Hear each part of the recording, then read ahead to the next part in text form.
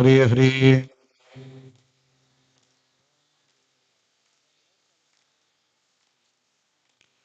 हरे राम राम राम हरे हरे हरे कृष्ण कृष्ण कृष्ण हरे हरे हरे राम राम राम हरे हरे हरे कृष्ण कृष्ण कृष्ण हरे हरे हरे राम कृष्ण हरे हरे हरे राम राम राम हरे हरे हरे कृष्ण कृष्ण दुगो कृष्ण हरे हरे हरे राम राम राम हरे हरे हरे कृष्ण कृष्ण कृष्ण हरे हरे हरे राम राम राम हरे हरे हरे कृष्ण कृष्ण कृष्ण हरे हरे राम राम हरे हरे कृष्ण कृष्ण कृष्ण हरे हरे हरे राम राम हरे हरे हरे कृष्ण कृष्ण कृष्ण हरे हरे हरे राम राम हरे हरे हरे कृष्ण कृष्ण कृष्ण हरे हरे हरे राम हरे हरे हरे कृष्ण कृष्ण कृष्ण हरे हरे हरे राम राम हरे हरे हरे कृष्ण कृष्ण पुंडलीक वरदारी विठ्ठल श्री ज्ञानदेव तुकाराम सद्गुरुनाथ महाराज की जय माऊली ज्ञानेश्वर महाराज की जय जगद्गुरु श्री संत तुकाराम महाराज की जय शांति ब्रह्म श्री एकनाथ महाराज की जय बोलो रे भाई सब संतन की जय ज्ञानं मोह विनाशकं भगवता पार्थाय प्रोक्तं रणे गुह्यं तत्परमं हिताय जगतो यस्याञ्च स्पष्टीकृतम् ज्ञानेसेन सलिलया विकथिता देशीय भाषा सुया यावच्चन्द्रदिवाकरो विजयता सा नाम ज्ञानेश्वरी सा नाम ज्ञानेश्वरी यं ब्रह्मा वरुणेन्द्ररुद्रमरुतः स्तुन्वन्ति दिव्यैस्तवैर्वेदैर्साङ्गपदक्रमोपनिषदैर्गायन्ति यं सामगाः ध्यानावस्थिततद्गतेन मनसा पश्यन्ति यं योगिनो यस्यां तन्न विदुःसुरासुरगणा देवाय तस्मै नमः नमो सद्गुरु तुकया ज्ञानदीपा नमो सद्गुरु सच्चिदानंद रूपा नमो सद्गुरु भक्त कल्याण मूर्ती नमो सद्गुरु भास्करा पूर्ण कीर्ती हरिओम हृदयाहृदय एक झाले ये हृदयीचे ते हृदयी घातले द्वैत न मोडता केले अपना ऐसे अर्जुना हृदयाहृदय एक झाले ये हृदयीचे ते हृदयी घातले द्वैत न मोडता केले आपण ऐसे अर्जुना माऊली महाविष्णू श्रीमंत श्री ज्ञानोबराय माऊलींची भवारनवी नाव उच्चतम पराकोटीची जवळ तौलनिक सुद्धा कोणी जाऊ शकत नाही अशा प्रकारची एक अद्वितीय टीका म्हणजे श्री ज्ञानेश्वरी या ज्ञानेश्वरीचा कलशाध्याय म्हणजे 18वा अध्याय या 18व्या अध्यायातील 1421 क्रमांकाची ओवी हृदयाहृदय एक झाले आलिंगनाच्या निमित्ताने भगवान श्रीकृष्णाने अर्जुनाला मिठी घातली त्या मिठीचा परिणाम या हृदयातलं त्या हृदयात घातलं आणि त्याचं द्वैत न मोडता केले आपण ऐसे अर्जुना याचा अर्थ की अर्जुनाला आपल्याकडून जे करवून घ्यायचं होतं ते करवून घेतलं आपल्या अंगात जो ज्ञानाचा बोध होता तो त्याच्यामध्ये ठसवायचा होता तो ठसवला परंतु दोघांचं दोन पण काही मोडलं नाही अर्जुन भक्ताच्या जागेवर ठेवला स्वतः कृष्ण परमात्मा कृष्णाच्या जागेवर राहिले अशा अर्थाची ओवी आजच्या या प्रवचन रूपी सेवेसाठी घेतली वर्षांत भजन महोत्सव या भजनोत्सवाच्या निमित्ताने उपस्थित आपण सर्वजण आपणा सर्वांच्या चरणी प्रातिनिधिक म्हणून परमादरणीय गुरुवर्य भाषाप्रभू जगन्नाथजी महाराज पाटील यांच्या चरणी दंडवत करून, आपणा सर्वांच्या चरणी दंडवत करून, सगळ्यांचं उपस्थितांचं स्वागत करून थोडीशी दिलगिरी व्यक्त करतो. मला यायला एक 5 मिनिटं उशीर झाला. खरं तर तुम्हाला सांगायचं म्हटलं तर खरं तर मी फार खडतर प्रवासातून आलो, कारण इकडे रस्ता जाम लागला. मी पूर्ण कॅनलचा प्रवास केला, त्या कॅनलनी इकडून आलो, तर मध्ये फार रस्ता जाम लागल्यामुळे पण गुरुभक्तीची ओढ इथपर्यंत घेऊन आली. बोलण्यासाठी काय निवडावं, इथं कोणती ओवी टाकली तरी बोलण्यासाठी गुरु हा एकमेव विषय निवडावा, या अनुषंगाने थोडं कृष्ण वंदे जगद्गुरु अशा अनुषंगाने चिंतन मांडावं म्हणून थोडं बोलण्याचा प्रयत्न करतो. फक्त एक एवढी परवानगी द्या, एवढं तिचं ओझ तसा तो आशीर्वादच.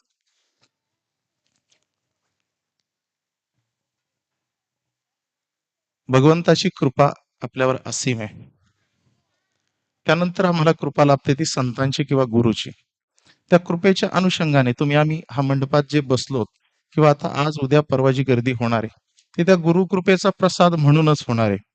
त्या गुरुकृपेच्या अनुषंगाने थोडंसं बोलण्यासाठी एक आगळा वेगळा विषय निवडला. याच्यामध्ये तशी गुरुकृपा झळकताना जरी दिसली नाही तरी ती मला दाखवता येईल ही मला निश्चित खात्री आहे. त्या अनुषंगाने थोडं बोलतो.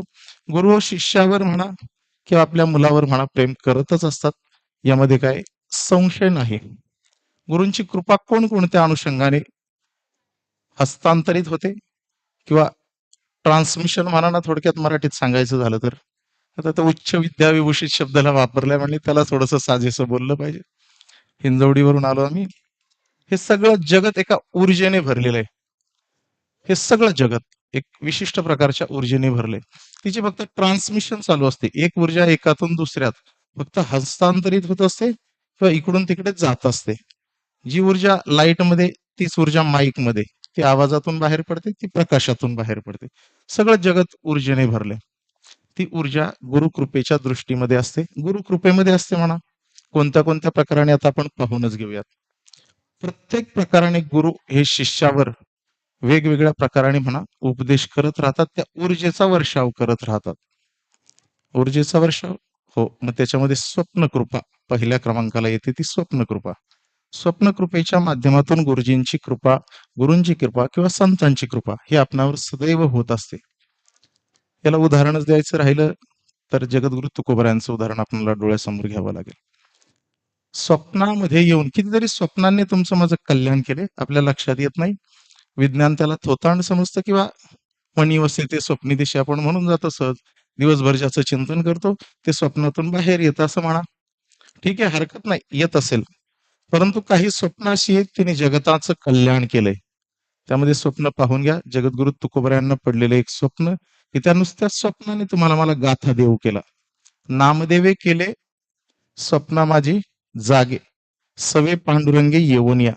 स्वप्न पडलं तुकोबरायांना, नामदेवराय आणि पांडुरंग परमात्मा आलाय, त्यांनी स्वप्नामध्ये जागृत केलं आणि त्या स्वप्नातल्या केलेल्या जागृतीचा परिणाम असा झाला की तुकोबरायांचा 4092चा सध्या आपण मानत असलेला गाथा किंवा त्याही व्यतिरिक्त कितीतरी अभंग आपल्या हाती आले. स्वप्नातला उपदेश, एका स्वप्नाच्या माध्यमातून ऊर्जा हस्तांतरित होऊन तिला प्रकट करता येऊ शकतं.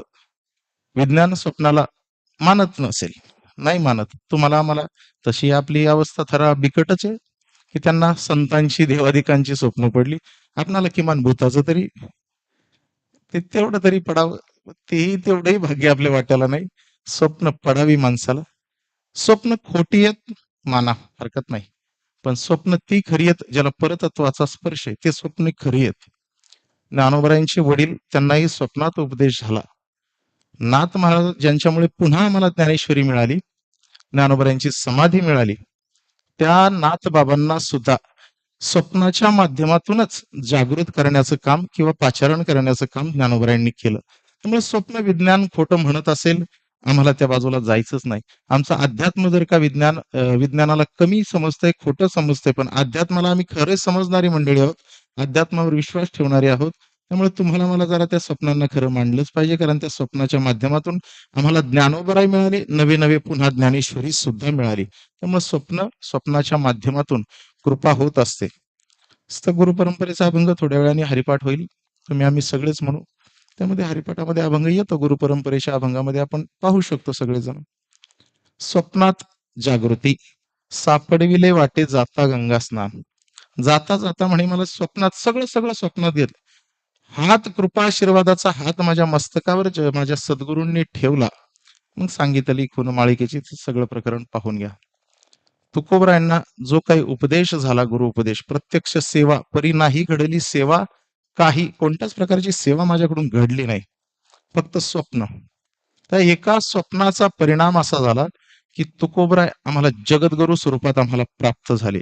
ही गुरूंची ट्रान्समिशन, एनर्जी ट्रान्समिशन, गुरूंनी स्वतःतून समोरच्यात हस्तांतरित केलेली एक ऊर्जा समोरच्या शिष्यामध्ये, ती स्वप्न कृपा गुरुजींची आपणाला प्राप्त होऊ शकते, गुरूंची प्राप्त होऊ शकते. आणि शक्तिपात नावाची दीक्षा त्याला म्हटलं जातं. अजूनही पुढे गेले की थोडीशी वेगळ्या प्रकाराने कृपा पाहायला मिळते. हात ठेवून केले सुखी, म्हणजे स्पर्श दीक्षा.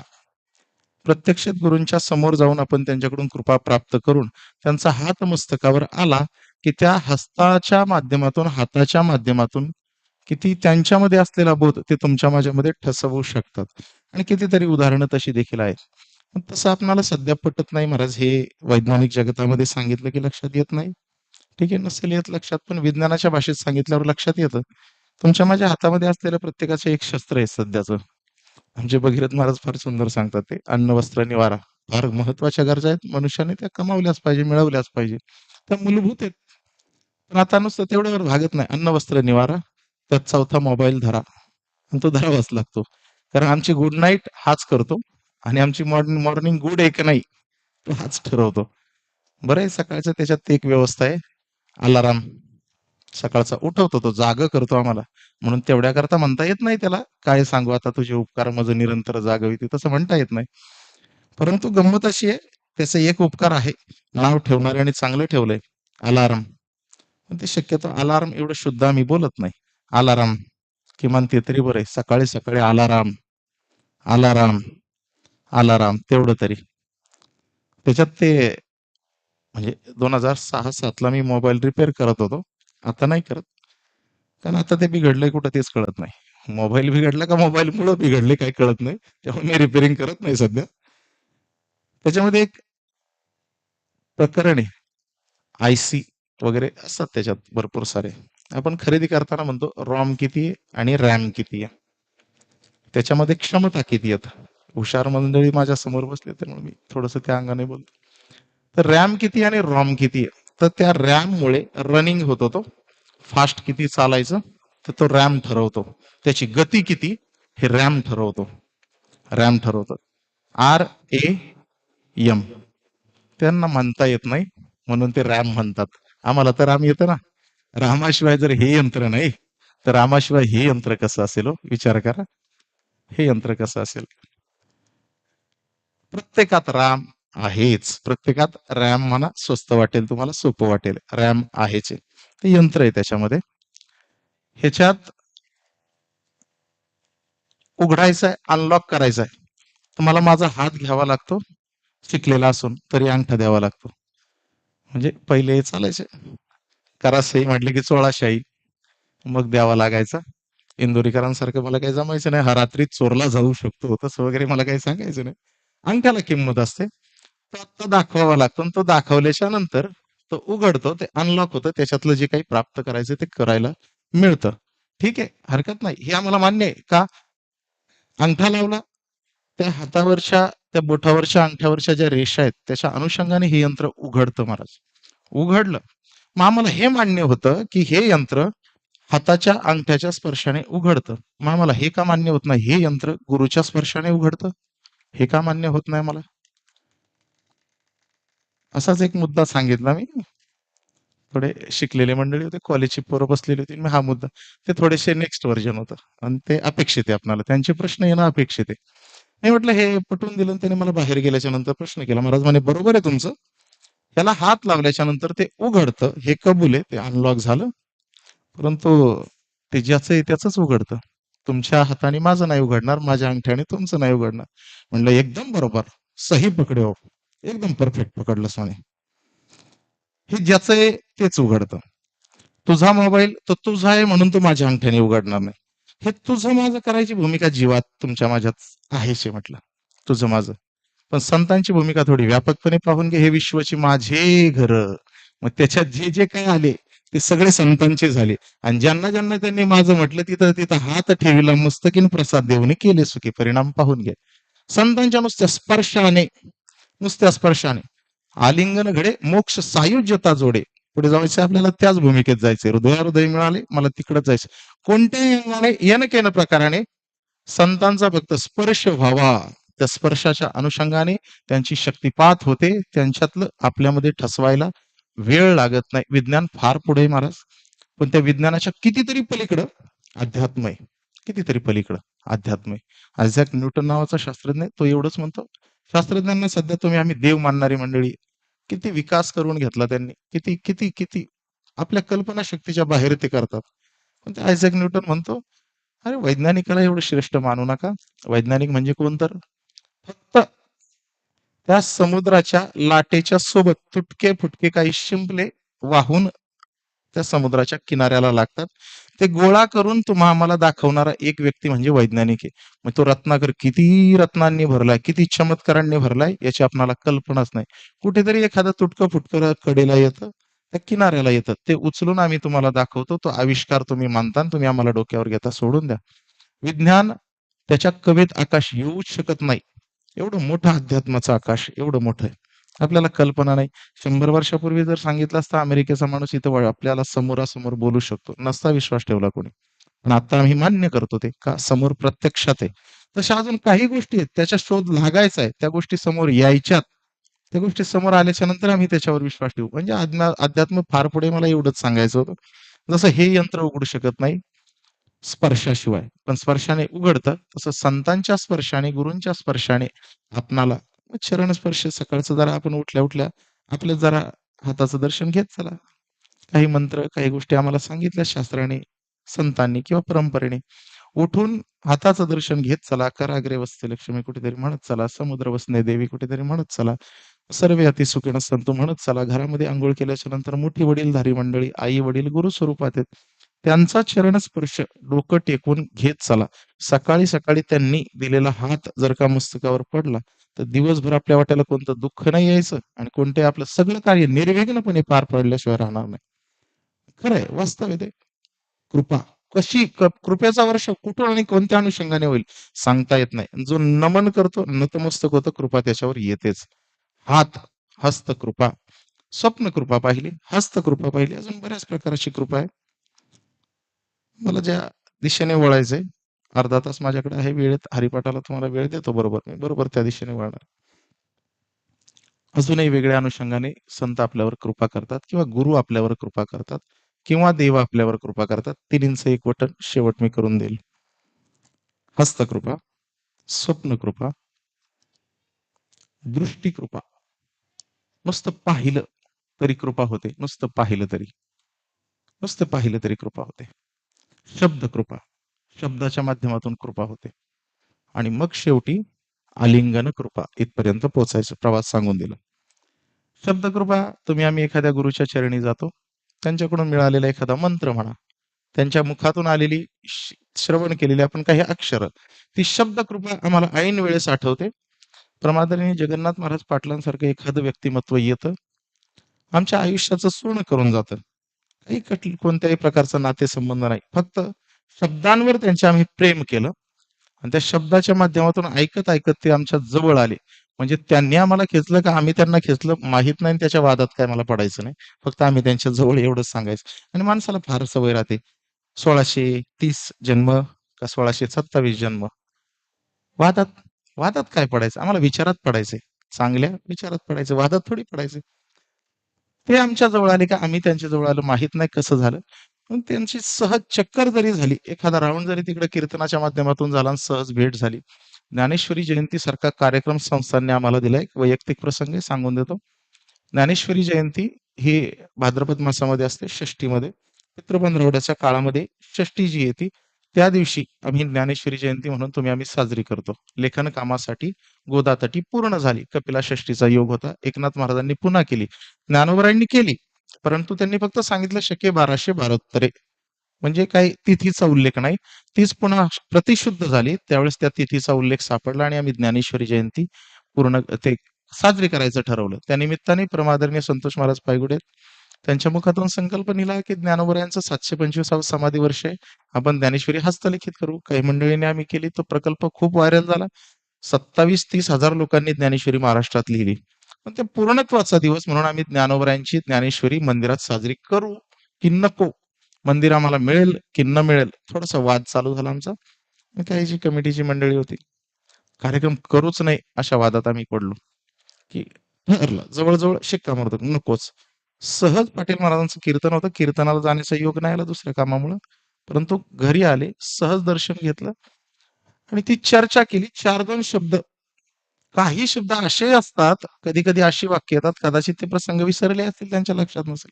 त्यांचा स्वभाव आहे चांगलंपणा विसरून जायचा आणि तो सगळ्यांना लाभावा तुम्हाला मला स्वभाव असतो. ते म्हणाले, का असं करताय? नाही म्हणे, एक व्यक्ती वाद घालतोय. नाही, परमार्थ व्यक्ती केंद्रित करू नका. एकच वाक्य, तुकडाच. परमार्थ व्यक्ती केंद्रित करू नका. ज्ञानोबरायांच्या दारात ज्ञानेश्वरी जयंती करावी वाटते, हे तुमच्या अंतःकरणात आलं. संतोष महाराज पायगुडे डाव्या बाजूला होते, मी उजव्या बाजूला मध्ये ते बसलेले. परमार्थ व्यक्ती केंद्रित करू नका. मनात आलंय ना, ज्ञानोबरायांचं पाचारण आहे, ते त्यांनी बोलवलं, सहज करून टाका. एखाद दोन शब्द, एखादं वाक्य कानामनात असं ठसावून जातं आणि त्याच्यावर तो उत्सव साजरा झाला, एवढा अप्रतिम झाला. संस्थांनी आम्हाला पत्र दिलं की दरवर्षी 3.5 दिवसाचा हा उत्सव तुमच्या नावे, की आमच्यापेक्षा तुम्ही चांगला करता, दरवर्षी तो उत्सव आम्ही करतो. काय, गुरुमुखातून आलेलं एखादं वाक्य कल्याण करून जातं. ज्ञानोबरांच्या जवळ नेऊन धाडलं आम्हाला. ज्ञानोबरांच्या जवळ 2.5-3 वर्ष याच प्रकल्पाची सुरुवात होण्यापूर्वी मी इथं आलेलो आहे, पहिल्यापासून येतोय. तेव्हा श्रोता होतो, आज फक्त काल तिथं बसत होतो, आज इथपर्यंत बसलो. ही सुद्धा त्यांचीच कृपा, ही सुद्धा त्यांचीच कृपा. एखादं वाक्य परिणाम करून जातं, ते गुरुमुखातून यावं लागतं. मग तेच वाक्य जर दुसऱ्या कोणी उच्चारलं असतं, तेवढा परिणाम झाला नसता. मग असं का बरं महाराज? शब्दाची कृपा ती गुरुच्या मुखातून आल्यावर जास्त ताकदीने होते. कारण असं सांगतो, आपल्याकडे बरीच मंडळी असतात, ते शास्त्र जाणणारे असतात, काही शस्त्र जाणणारे असतात. ते शस्त्र जाणणारे कमरेला ठेवणारे असतात, काहींच्या असेलही इकडे. त्याच्यामध्ये ते 6 बुलेट्स असतात, गोळ्या असतात. त्यातली एखादी गोळी तुमच्या हातात दिली आणि तुम्ही मला फेकून मारली, परिणाम. पण ती जर का गन मधून आली तर परिणाम. मग तसंच आहे. तेच वाक्य, तोच मंत्र, तेच शब्द तुम्ही आम्ही एकमेकाला सांगा, परिणाम कदाचित कमी आहे त्याचा किंवा होणार नाही. पण तेच गुरुमुखातून आलं ना, टार्गेट कंप्लीट झाल्याशिवाय राहणार नाही. म्हणून गुरुमुखातून यावं लागतं. गुरुमुखातून यावं लागतं. त्याच्यासाठी गुरुमुखात येण्यासाठी त्यांच्या चरणी बसावं लागतं, थोडी सेवा करावी लागते. थोडे श्रद्धायुक्त अंतकरणाने केलेले तनुमनोजीवे चरणासी लागावे, अगर्वता करावी. अगर्वता महत्वाचे, अगर्वता करावी दास्यच नाही. अवघड झालंय सध्या गुरूंचं, अवघड झालंय. सध्या गुरुच शिष्यांची ओळख करून देत आहेत. आमच्याकडे जरा सध्या तसं वातावरण आहे. तसं नसावं. शिष्यांनी सांगावं, हे माझे गुरु आहेत. पण आता तसं नाही. कोणाचा किती पॉवरचा शिष्य, त्याच्यावर गुरुचं व्होल्टेज राहिलंय सध्या. अवघड परिस्थिती. तनु मनोजीवे चरणासी लागावे, अगर्वता करावी. अगर्वता दास्य परिणाम होतो त्याचा. मग सगळी मंत्र दीक्षा पाहून घ्या. मग आदिनाथ गुरु पासून सगळं पाहून घ्या. एक गुरु एक शिष्य परंपरा, एक गुरु एक शिष्य परंपरा. याने तो मंत्र त्याला, त्याने तो मंत्र त्याला. मंत्र दीक्षा ही झाली शब्दकृपा. आणि शब्दकृपा करतात महाराज, शब्दकृपा करतात. शब्द उपकार मांडलेत शास्त्राने, संतांनी त्याचे. शब्द उपकार एवढा परिणाम आहे. शब्द हा बहुसाल उपकाराची राशी म्हटलंय. नुसता उपकार नाही, उपकाराची राशी. तुमच्या माझ्या मनामध्ये बोट ठसावून द्यायला, एखाद्या भगवंताचं म्हणा, एखाद्या व्यक्तीचं म्हणा, एखाद्या जीवाचं, संतांचं चरित्र आपण कानाने शब्दाने ऐकलं तर अंतकरणातला भाव प्रफुल्लित होतो. त्यातल्या त्यात जवळच्या जवळ परमात्म्याचं दर्शन प्रत्यक्ष शब्द करून देऊ शकत नसले, परंतु त्याच्या दर्शनाचा जवळजवळचा भाव प्रगट करण्याचं काम शब्द करतात. शब्दांची कृपा आहे. गुरुमुखातून आल्यावर अजून ताकदीने गुरूंची कृपा शब्दाच्या माध्यमातून होत असते. मग रामकृष्ण हरी मंत्र सरळ पाहून द्या. कोणाला कोणाला कोणत्या परंपरेतला असेल, त्यांना गुरु परंपरेने मिळाला तो मंत्र. जर का सहज सहज म्हणत राहिला, श्रद्धायुक्त अंतकरण, एक छोटं उदाहरण देऊन जातो म्हणजे पक्क होऊन जाईल. सहज येन केन प्रकाराने गुरुमुखातून येऊ द्या, परिणाम होतो. ते राजा आणि एक प्रधान होता, दोघे जण चालले फेरी मारायला. काय चाललंय थोडं कधीतरी निवडून आल्याच्या नंतर पाहावं याच्यामुळे त्याने जरा तर मनावर विचार घेतला म्हणे जाऊन येऊ जरा गावातून पाहून येऊ. गर्दी लागली, थोडीशी गर्दी लागली. त्याचा घोडा काय लवकर निघेना म्हणून प्रधानाला सांगितलं, "कशाची गर्दी आहे? थोडी चौकशी करून ये. आपल्याकडे काही लेटर नाही आले, तपास नाही, आपल्याला काही आमंत्रण नाही." म्हणे, "पाहतो." पाहून आले प्रधानजी म्हणे, "काय नाही, विशेष काय नाही. कोणीतरी एक व्यापारी आपल्यातलाच, त्या व्यापाऱ्याने गुरु केलाय आणि गुरु केलाय म्हणून त्याने ते लोकांना जेवण, गोडाचं जेवण घातलंय." राजा होता. म्हणजे गुरु करावा लागतो होय? तिथून सुरुवात झाली. त्याने गुरु अहो म्हणे प्रधान म्हटलं, "म्हणतात बा की गुरु केल्याशिवाय मरू नये असं म्हणतात." त्याने केला का? ठीक आहे, ठीक. मग आपल्याला पण केला पाहिजे बरं का. म्हणतात आपल्या प्रजा करायला लागल्या. आपल्याला बघ बरं, आहे का तुझ्या कोणी ओळखीचा एखादा गुरु? इथून सुरुवात झाली. ते ओळखीचा गुरु आहे का असं? ठीक आहे म्हणे. माझ्या ओळखीचं नाही, पण ते सरळांब्याहून असं खाली गेलं ना, ते पलीकडच्या बाजूला कॅनलच्या बाजूला तिकडं खाली, तिकडून एकदा प्रवास झालता म्हणे माझा. तर ते पलीकडच्या बाजूला तिथं एका झाडाखाली, ते वडाचं झाड आहे छान आहे. कडेला पाणी म्हणे पाणवठ्याच्या कडेला एक फकड महात्मा बसलेला असतो म्हणे. बरेच जण गुरु गुरु म्हणून जातात बाबा तीर्थ. आमच्याही मागच्या आठवड्यात गेले होते अधिक मासात म्हणून मला माहित म्हणे. तर मला काय तसं काय आपला गुरुचा संबंध आला नाही. करायचा का मग तो? तर म्हणे दुसरा नसेल तर घेऊ तोच करून. निघाले बाबा हे दोघ जण. गुरु करायचं या अपेक्षेने. मग जवळ गुरुला काय न्यावं लागतं जरा 4-2 जणांना विचारलं म्हणे काय नाही ते दानदक्षिणा न्यावी लागते. त्यांनी भरली सुवर्णाची पात्र काय असेल ते. आता राजाकडे काय कमी आहे तोटा आहे. ते सगळं भरलं आणि निघाला. राजा बोले दल आले तो लवाजमा घेऊन निघाला राजा. निघाला तिथं ते महात्मा बिचारा त्या दगडावर बसला होता. काही नव्हतं, एक कपनी होती. हातात कमंडलू. गरजेच्या अगदी तो माणसाला तसं फार कमी वस्तू लागतात. फार कमी. एकदा वारीला गेल्याच्या नंतर कळतं. एवढ्यात आपलं भागतं. उगाच आपण डेटा गोळा करत राहतो.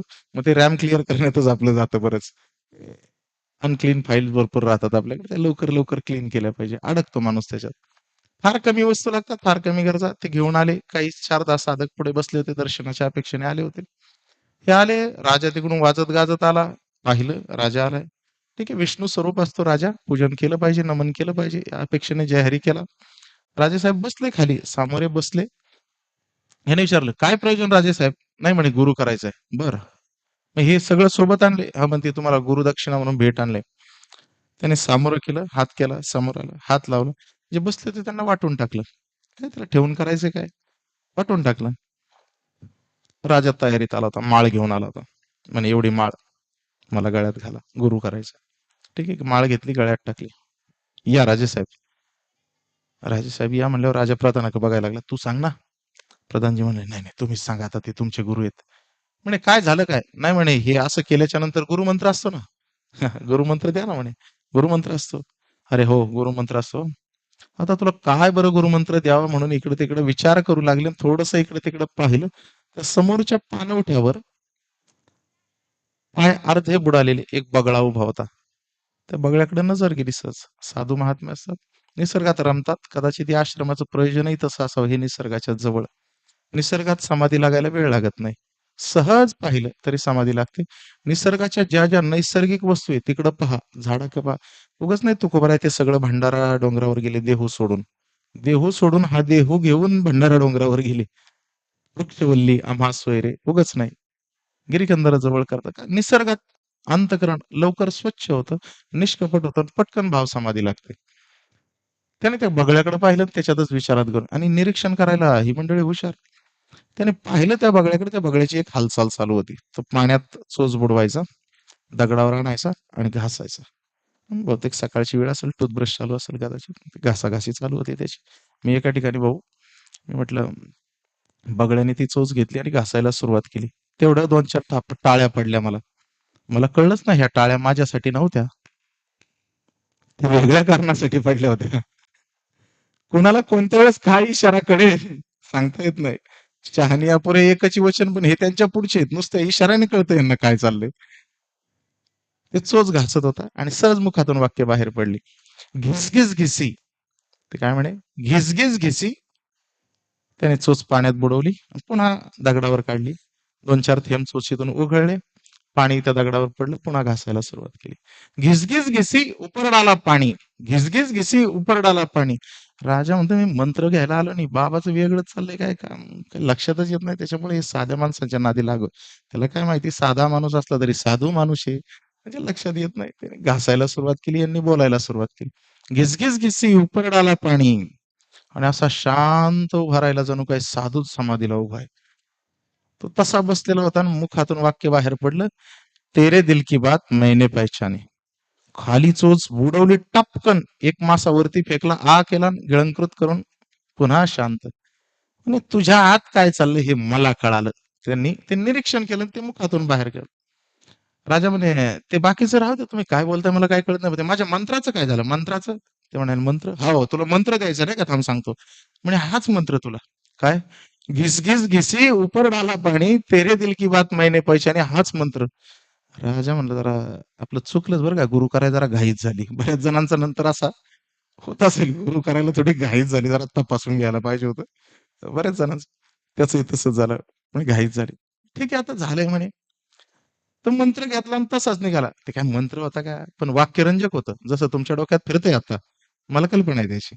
घिस घिसी उपरडाला पण ते तसं त्याच्या डोक्यात फिरायला लागलं. तर उद्याचा दिवस ठरला, चांगला दिवस निवडला त्याने. गुरुपुष्यामृत योग आहे म्हणे. ते माझ्या राज्यातलं कोणीतरी एखादं पदरी आले आणि 5,000 लोकांना जेवायला घालते गुरु केल्यावर. सगळ्या नगरीला जेवण म्हणे. प्रधानाला सांगितलं, दौंडी द्या. दिली दौंडी. सगळी नगरी उद्या जेवायला. मग राजा आता उद्याच्याला सकाळी थाटात निघाला. ते म्हणे थोडी दाढी, मेकअप. आता त्यावेळेस काही ब्युटी पार्लर वगैरे नव्हते, पण ते न्हावी असायची. त्याचं स्पेशल न्हावी, ते सोन्याची वाटी, तो पोलादी वस्त्रा. आतमध्ये न्हाव्याच्या तिथे बसला. डोळे बंद केले राजाने. न्हाव्याने, आता राजाची दाढी स्पेशल कार्यक्रम आहे त्याच्यामुळे त्याने घासायला सुरुवात केली. ते जो आवाज यायला लागला, राजाला स्मरण झालं. घिस घिस घिसी, याचा वस्त्राच थांबला. आणि आज काहीतरी गडबड दिसते. रोज रेडिओ मिरची लावून दाढी चालती, पण आज आवाज नाही. घिस घिस घिसी, याने परत घासलं. ते 3-4 बोटं त्या वाटीत बुडवली. पुन्हा त्या दगडावर, आमच्याकडे त्याला काणस म्हणतात. काणस तुमच्याकडे बहुतेक शब्द बदली असेल. इकडच्या शब्दात थोड्या भाषेत फरक आहे आपला. एवढा काय नाही.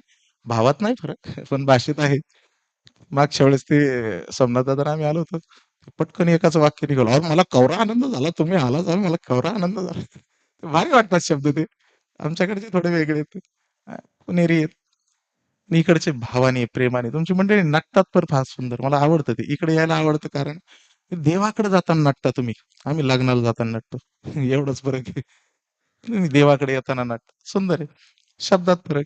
त्याने ते घासायला सुरुवात केली. 2-3 बोटं त्या पाण्यात टाकली आणि ते पुन्हा दगडावर टाकलं, कानशीवर टाकलं. परत घासायला सुरुवात केली. राजाचे शब्द बदलले. घिसघिस घिसी इथपर्यंत होतं. थोडं पुढचं निघालं. उपरडाला पाणी.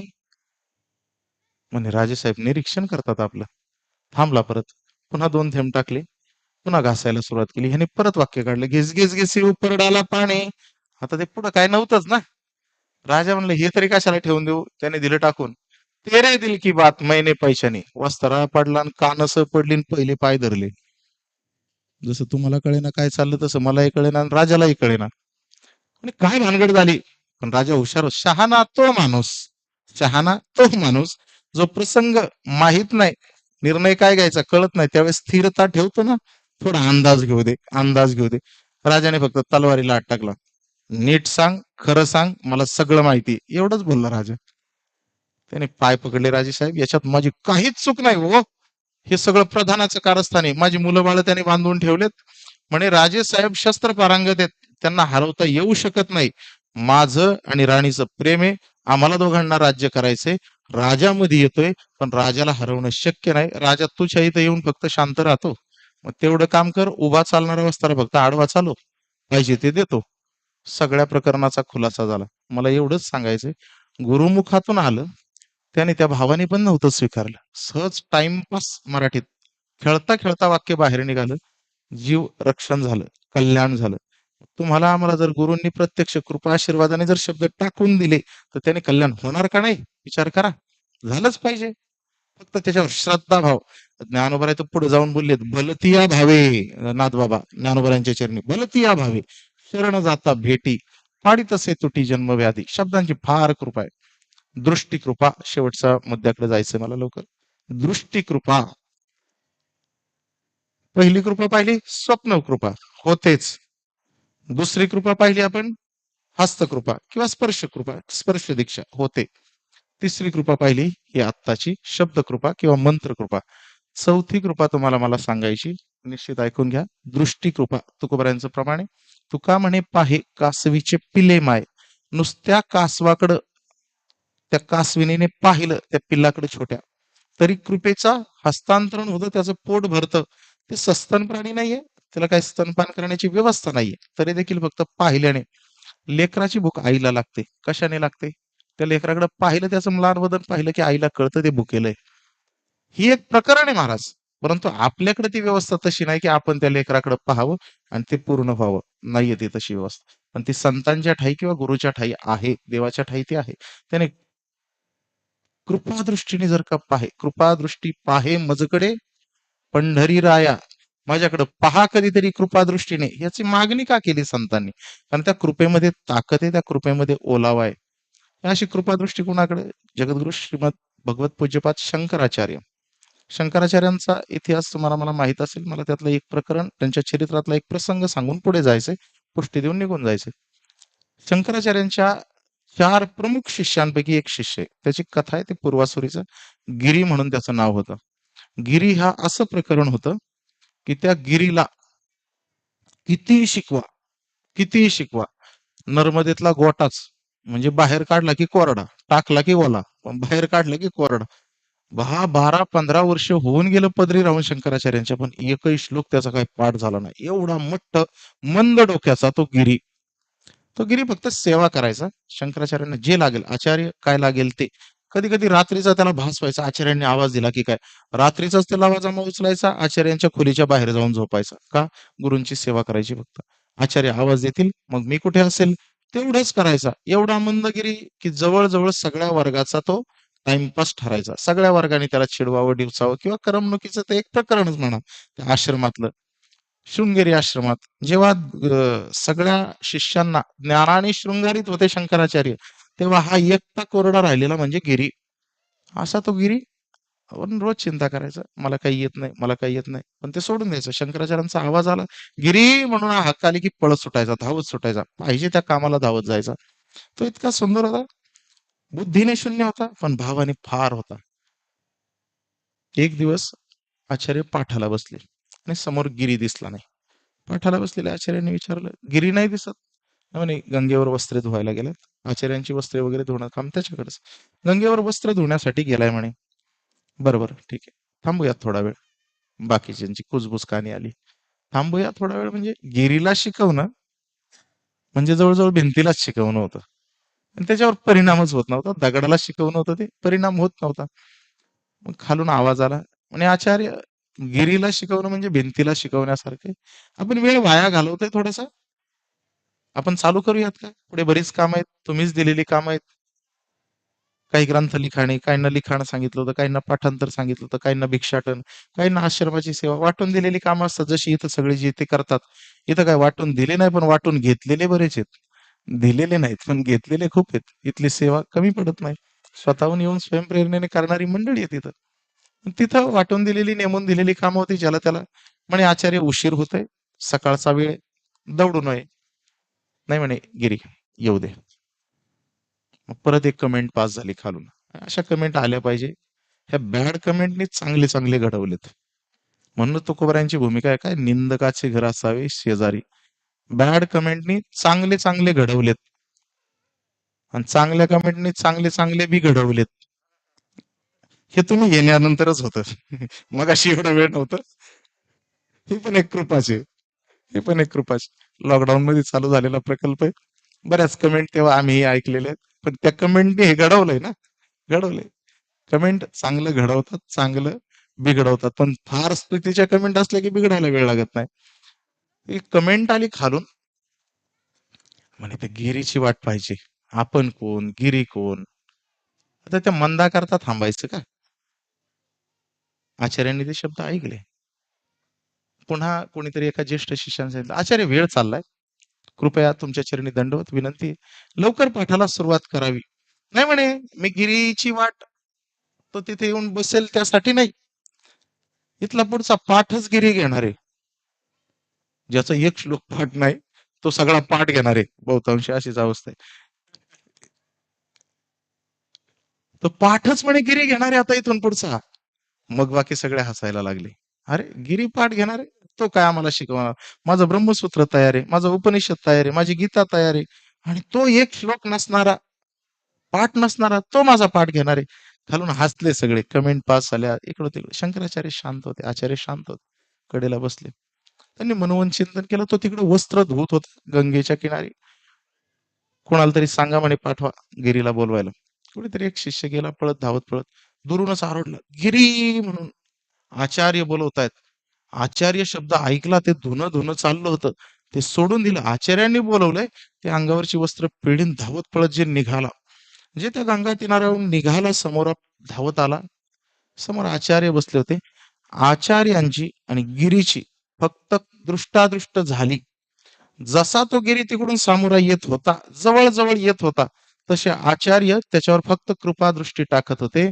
आचार्यांनी जे शब्द टाकले होते की इथून पुढचा पाठ हा गिरीच घेणार, दुसरा तिसरा कोणी नाही घेणार, हा फक्त गिरी घेणार. तिकडून तो सामोरा येताना त्याच्यामध्ये बदल झाले. जो धावत पळत येत होता तो शांततेत यायला लागला. त्याच्यात आचार्यांनी कृपादृष्टीने आपल्या आत असलेला बोध म्हणा, ज्ञान म्हणा, जे ठसावलं, तिथून जे येऊन समोर गुरूंच्या लोटांगण घातलं, आणि जो उठला, ते त्याने आचार्यांच्या चरणी एक अष्टक तयार केलं. सगळ्यात अवघड तोटक नावाचा छंद मानला जातो संस्कृतात. आपल्याला काय त्याचा छंद नसेल कदाचित, पण तो एवढा अवघड छंद आहे. आपल्याला गायत्री मंत्र माहिती आहे, तो गायत्री छंद आहे. त्याच्यात किती अक्षर असतात. त्रिष्टुप नावाचा छंद आहे, अनुष्टुप नावाचा छंद आहे. त्या छंदामध्ये अक्षर असतात, त्या अक्षराचे खंड दंड परत प्रकरण मोठे. पण सगळ्यात अवघड तो तोटक नावाचा छंद आहे. त्या तोटक नावाच्या छंदात अष्टक त्याने आचार्यांच्या चरणावर वाहिलं. तसा उठला, आचार्यांनी त्याचे दोन्ही खांदे पकडले आणि म्हणे, उठा तोटकाचार्य. आणि तो सामान्य असणारा गिरी नुसता कृपेने, दृष्टीच्या कृपेने, दृष्टीच्या प्रसादाने ज्ञान प्राप्त करून तोटकाचार्य झाला. गुरूंची ज्ञान हस्तांतरित करण्याची ही सगळ्यात मोठी शक्ती कृपादृष्टी. म्हणून आपण मगाशी बोलून गेलो की कृपादृष्टी पाहे मजकडे पंढरी राया, ही भूमिका. गुरूंच्या पुढे जायचं कशाला? कधी कधी तर गाठ भेटच होत नाही कोणाकडून. जेव्हा जाल तेव्हा नुसतं त्यांनी पाहिलं ना, कृपा कटाक्ष न्याहाळले, तरी सुद्धा काय आहे, आपल्या पदी बैसविले, ही भूमिका वाट्याला येते. सामान्य नाहीत, संत म्हणा किंवा गुरु म्हणा, सामान्य नाही. त्यांची कृपादृष्टी आपल्यावर व्हावी याच्यासाठी कधीतरी जवळ जात चला. तसे फोटो तुमच्या माझ्या घरी प्रत्येकाचे असतीलच गुरूंचे, परंतु त्या स्थलीला, त्या त्या ठिकाणी, त्या जवळ गेलं की ती कृपादृष्टी, ती एनर्जी आम्हाला मिळवायची ना, त्याच्यासाठी तिथपर्यंत जात चला. गेलं पाहिजे. 4 कृपा आपल्याला पाहिल्या. मग मला जिकडं वळायचंय की तुम्हाला वाटेल ओवीचा आणि याचा काही संबंधच नाही, पण मला जाणून बुजून तिकडे तो संबंध जोडायचा आहे. हृदयाहृदय एक झाले, ये हृदयचे ते हृदय घातले. ह्या भूमिकेचा आणि याचा काय संबंध?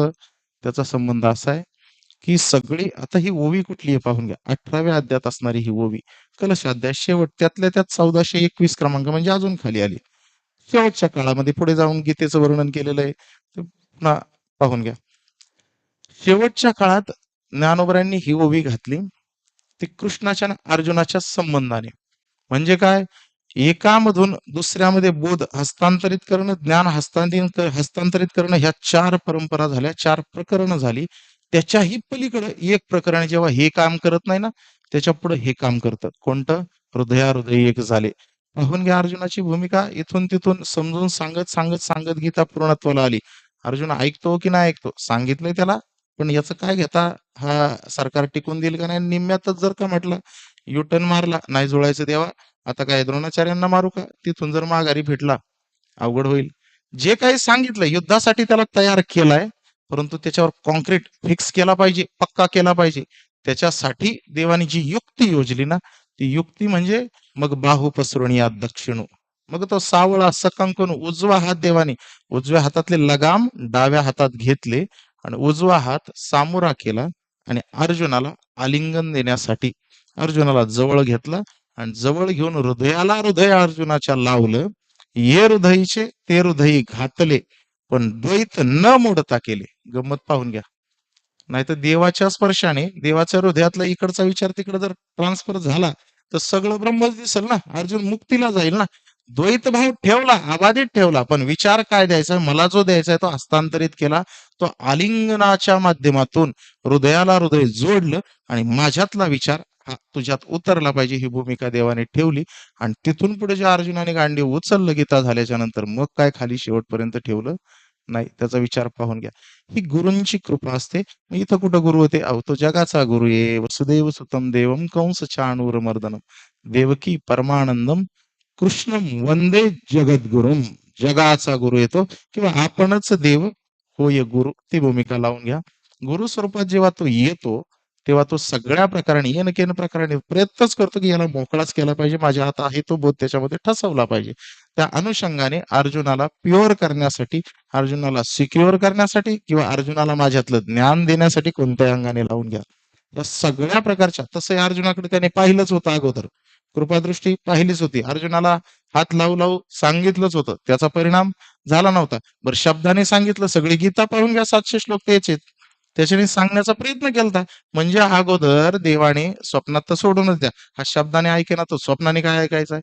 स्वप्न सोडा, शब्द सोडा, हस्त सोडा, दृष्टी सोडा, या चारीने जर का तो ऐकत नाही, या चारीच्या पलीकडची एक कृपा आहे, ती कृपा म्हणजे आलिंगन. समजा तुमचं माझं एखादं प्रकरण मिटत नसेल ना, कितीही समजून सांगा आणि कितीही वकील टाका, म्हणजे शब्दाचा परिणाम होत नाही. एखाद्याला सहज मिठी घालून पहा,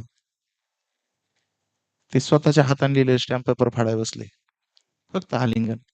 दुनियात इतकं सहज आहे ना, फार आपण अवघड होऊन जातो.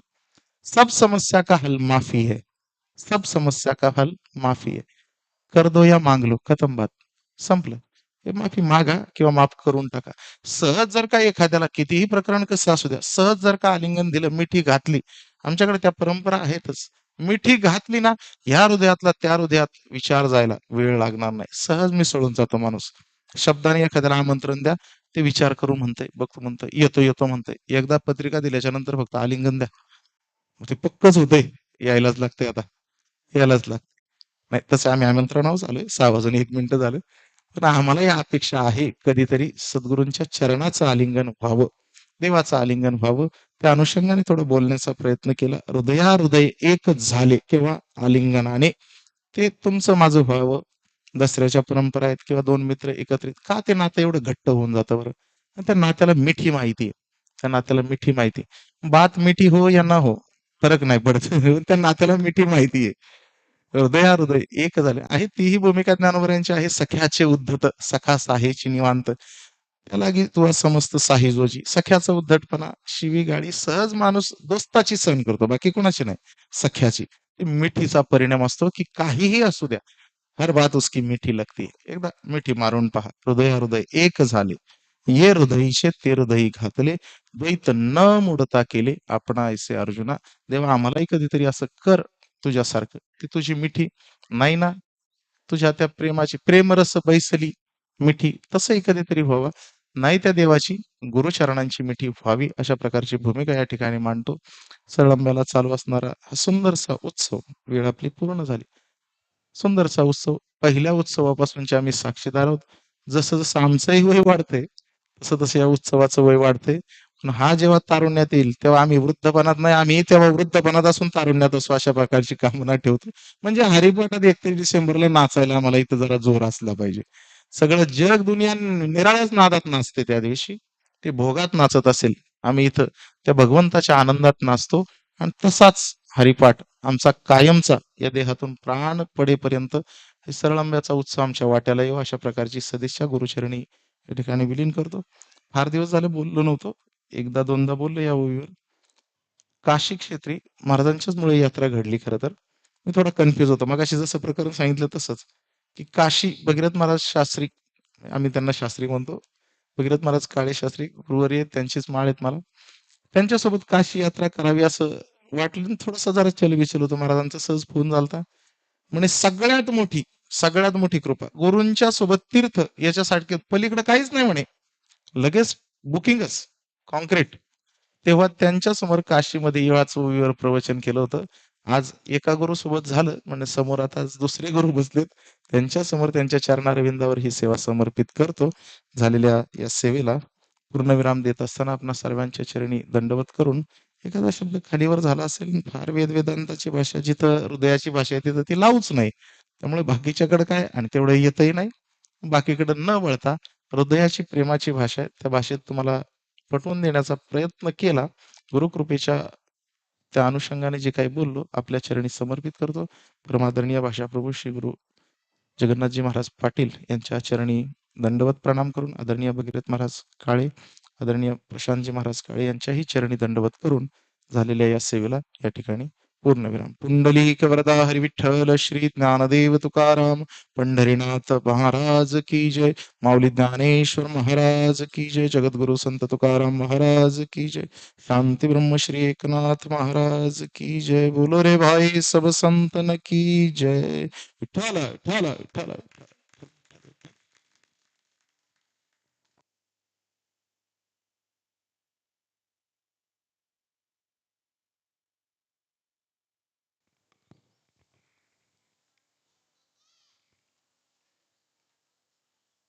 योगी अरविंदांना एकाने विचारलं की भोगवाद बळावतो, भारतातल्या अध्यात्माचं काय होईल?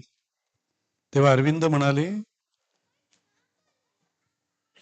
इथले अध्यात्माचे झरे कधीच अडणार नाहीत, कारण यांना पुरवठा करण्याची जबाबदारी त्यांनी घेतलेली आहे. मला असं वाटतं की येणारा नवा वर्ग इतक्या अभ्यासपूर्ण, खरं तर लोक म्हणतात की नवीन जग फार व्यवहारी बनत चाललं किंवा नवी पिढी अशी आहे तशी आहे. पण नवी पिढी कशी आहे असं कोणी म्हणेल तर नवी पिढी अशी आहे.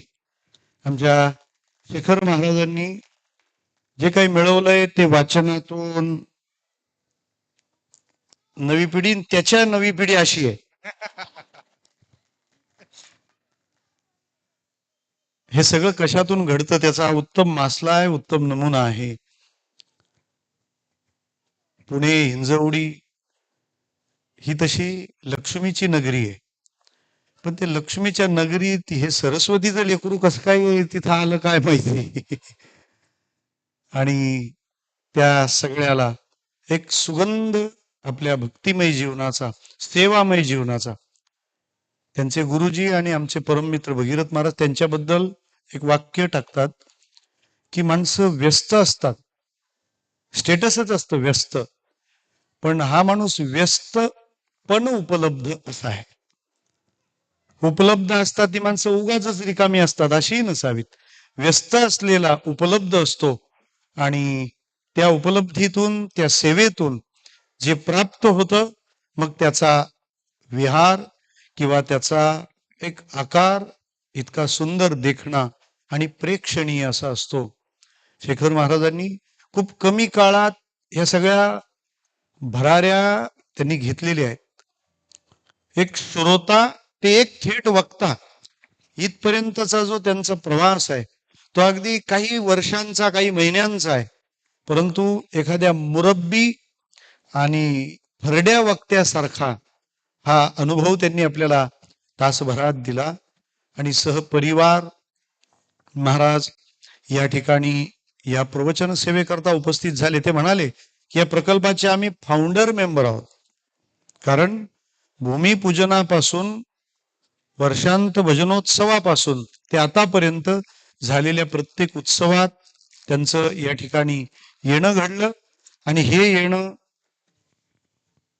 त्यांच्या पुरतं न राहता ते पिढ्यानपिढ्याचं आहे. आता त्याचा हा पुरावा इथं भिरभिरतो आहे. आणि याच प्रकाराने ही सेवा अखंडपणे पिढीजात आणि परंपरेनं सुरू राहिली पाहिजे, कारण शेवटी परंपराच या दिव्य विचाराला पुढे प्रवाहित करतील. म्हणून या दिव्य सेवेच्या परंपरेचं निर्वहन करणारे श्री शेखर महाराज जांभूळकर यांचं पूजन करण्यासाठी अशाच एका दिव्य परंपरेचे प्रतिनिधी, अर्थात कल्याण तालुक्यामध्ये मासेमारी हा ज्यांचा नित्याचा व्यवसाय, असा सगळा कोळी समाज, त्यांच्या हातात टाळ मृदंग दिले. ए बाळा, हे प्रयोग नको करू, मॉनिटर मधून दे. असे आमच्या ह्या परिसरातील, ठाणे जिल्ह्यातील एक थोर संत व्यक्तिमत्व, वैकुंठवासी हरिभक्तीपरायण शंकर महाराज शहाडकर, त्यांचे सुपुत्र आमचे जनार्दन महाराज या ठिकाणी उपस्थित आहेत. मी दादांना विनंती करतो की आपण उच्च विद्याविभूषित हरिभक्तीपरायण शेखर महाराज जांभूळकर यांचं पूजन करावं. शेखर महाराजांनी जे कार्य सुरू करायला घेतलंय त्या कार्याचं स्वागत एक दिव्य परंपरा आमची करतीये. हा एक अनोखा संगम सकाळपासून असाच चाललेला आहे. तेव्हा आपण जोरदार टाळ्यांनी या स्वागत सोहळ्याला सामोरं जावं. आणि हे करताना शेखर महाराज एकटे असले तर ते पूर्ण वाटणार नाही. मी ताईंना विनंती करतो की आपणही या. तो मोबाईल आणखी पूर्ण दुसऱ्या कोणाकडे द्या. हा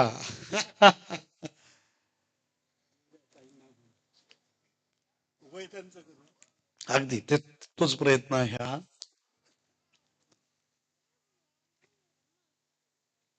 या ठिकाणी रायगड जिल्ह्याचं परमार्थ वैभव हरिभक्तीपरायण आदरणीय रामदास बाबा यांचं इथं स्वागत होत आहे. या उभयतांच्या स्वागताकरता आपल्या जोरदार टाळ्या होऊ द्यात.